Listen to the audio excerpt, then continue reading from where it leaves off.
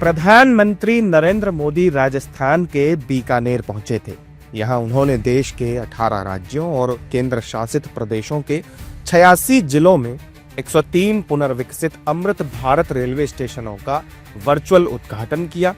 लेकिन इससे पहले वो करणी माता मंदिर पहुंचे। यहां करणी माता के दर्शन और पूजा अर्चना करने के बाद पीएम मोदी ने अपने संबोधन की शुरुआत भी करणी माता का नाम लेकर की। मैं यहां पर करणी माता का आशीर्वाद लेकर आपके बीच आया हूं।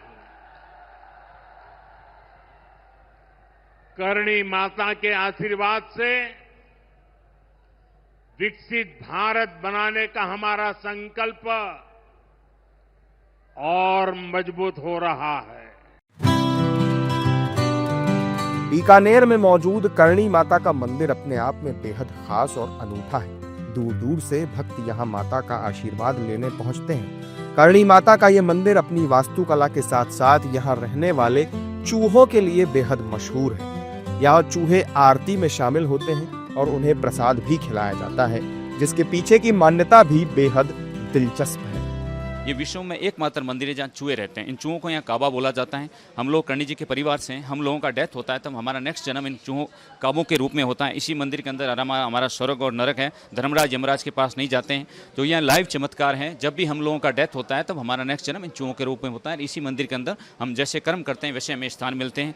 अब सामान्यतः आप अपने घर में एक चूहे को पाल लेते हैं, खाना खिलाते हैं तो कितना फैट हो जाता है। यहाँ मरने के बाद कोई चूहा कोई जितना ज़्यादा खाना खाता है तो कितना फैट हो जाता है। यहाँ कोई फैट नहीं है, कोई बदबू नहीं है, कोई डिजीज नहीं है, कोई महामारी नहीं है।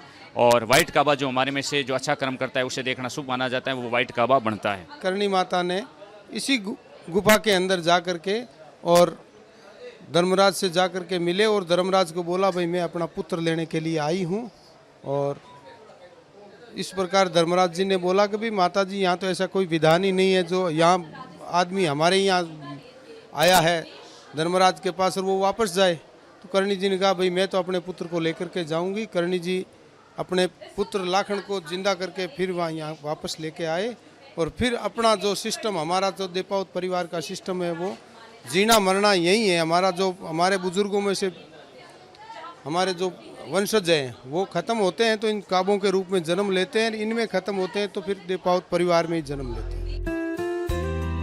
इस मंदिर को बीकानेर के महाराजा गंगा सिंह ने 20वीं शताब्दी में बनवाया था। मंदिर के गर्भगृह में हाथ में त्रिशूल लिए माता करणी की प्रतिमा विराजमान है। उनके दर्शन के लिए राजस्थान, गुजरात समेत देश के अलग अलग हिस्सों से श्रद्धालु यहाँ पहुंचते हैं।